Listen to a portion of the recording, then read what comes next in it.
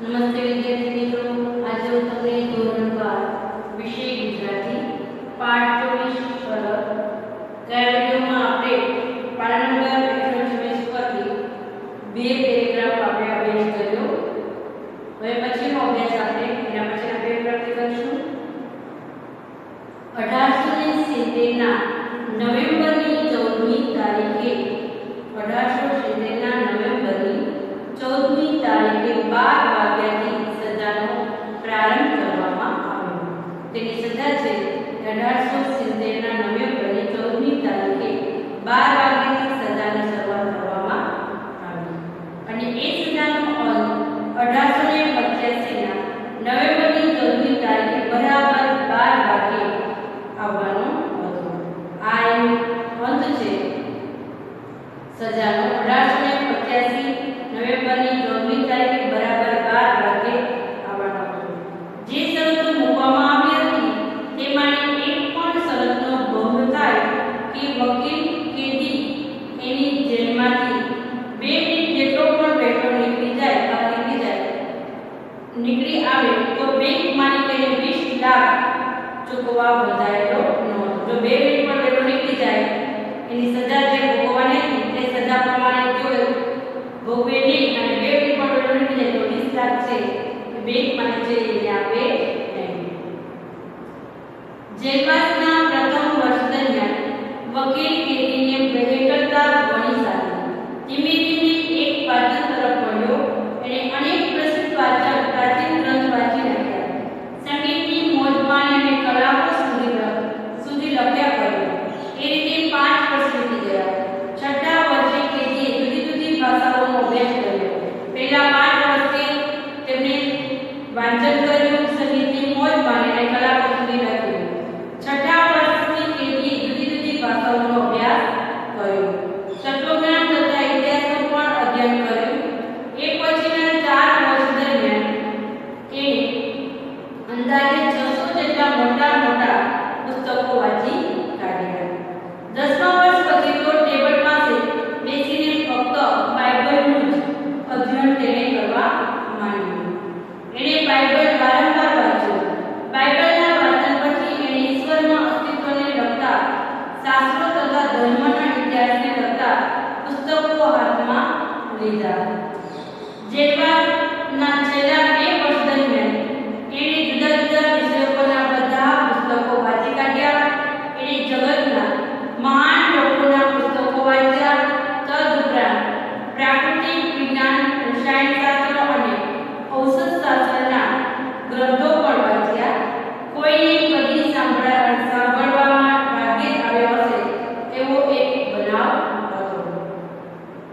પેલા વૃદ્ધ બેંક માલિકને આ સગળી બાબત યાદ આવી અને એણે વિચાર્યું કે આવતીકાલે 12 વાગે એ મુક્ત થઈ જશે. અમારી શરત પ્રમાણે મારે એને 20 લાખ આપવા પડશે. હું જો એને એ રકમ આપી દઈશ તો હું બરબાદ થઈ જઈશ.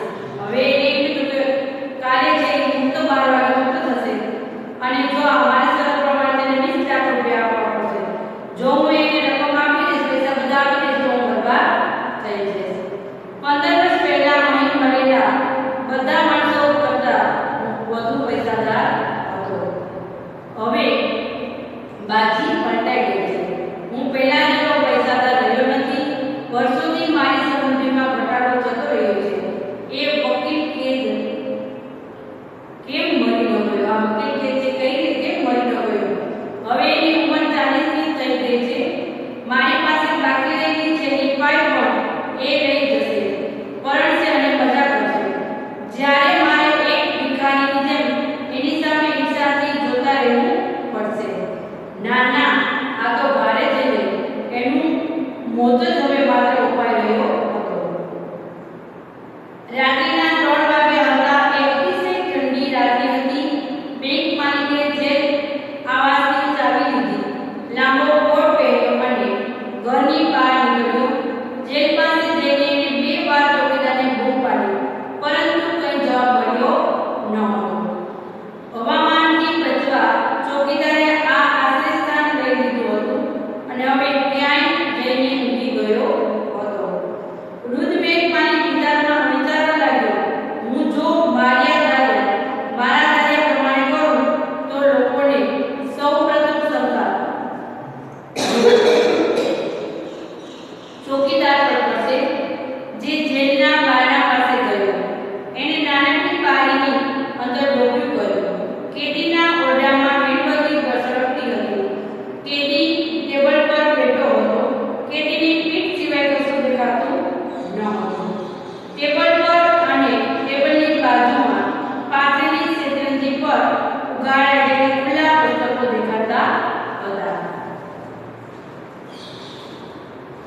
5 મિનિટ પસાર થઈ ગઈ.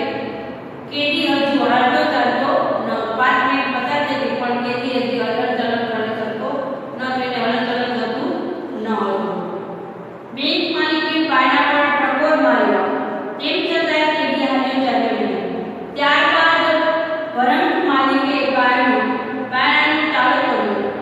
તે ઓરડામાં દાખલ થયો અને તેને એ પાતળા અને જુદા દેખાયેલા માણસ અને વકીલને જોયો.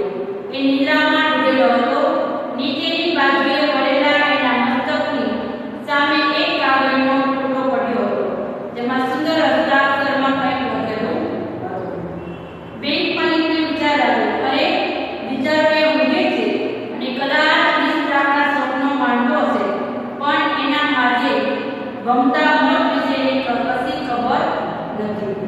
લાવ જોઉં તો ખરા એને કાગળના ટુકડામાં શું લખ્યું છે. લાવ જોઉં તો ખરા એને કાગળ છે એના ટુકડામાં શું લખ્યું છે.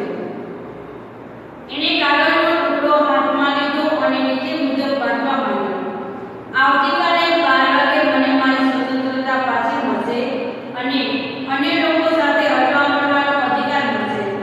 પરંતુ આ ઓરડાની અવરોધો છોડીને બહાર હું સૂર્યપ્રકાશ જોઉં તે પહેલા મારે તને કંઈક કહેવું છે.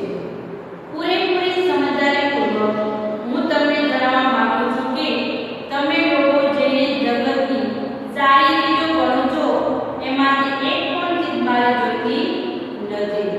અર્થાત ત્યજું છું, કારણ કે મૃત્યુએ બધાનો નાશ કરશે એ વાતની મને બરાબર ખબર છે. 15 વર્ષ સુધી મેં પ્રાથમિક જીવનનો અભ્યાસ કર્યો છે.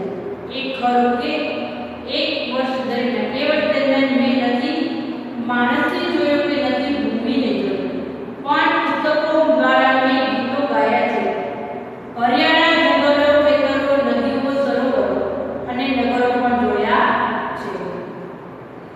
વળી મેં ચમત્કારો સર્જ્યા છે, ધર્મનો ઉપદેશ આપ્યો છે અને આખા સામ્રાજ્યો જીતી લીધા છે કે મેળવી લીધા છે.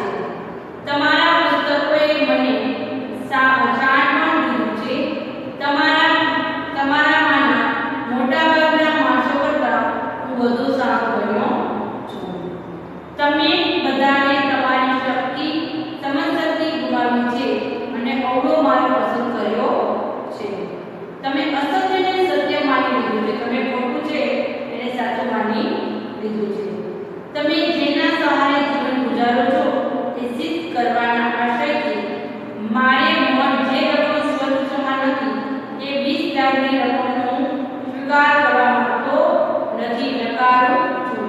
હું એ રકમ મેળવવા માટેના મારા અધિકારીથી મારી જાતને મુક્ત કરવા માટે નિર્ધારિત સમય કરતાં 5 કલાક પહેલો અહીંથી ભાગી છૂટીશ અને એ રીતે શરતનો ભંગ કરીશ. બેંક માલિકે પત્ર વાંચવાનું પૂરું કર્યું ત્યારે દીધું થઈ ગયેલો એને પત્રના 2 પાનાને ટેબલ પર મૂક્યું. પેલા વિચિત્ર માણસને કપાળે ચુંબન કર્યું અને રડતો હોય તેમ બહાર નીકળી ગયો. તેની આખી જિંદગીમાં કદી કોઈ સમયે એને પોતાના પર આટલો બધો ધિક્કાર નહીં પહોંચ્યો હોય. બીજે દિવસે સવારે પહેરેકે આવ્યો અને તેને સમાચાર આપ્યા કે કેદી એટલે વકીલ ભાગી છૂટ્યો છે. પેલા વૃદ્ધ બેંક માલિકે છુટકારાનો દમ લીધો. આ ગ્રંથ છે આત્માની ઔષધિમાંથી લીધેલું છે. વિદ્યાર્થી મિત્રો, આજે તમારો 24મો પાઠ છે તે પૂર્ણ કરીએ છીએ. આભાર.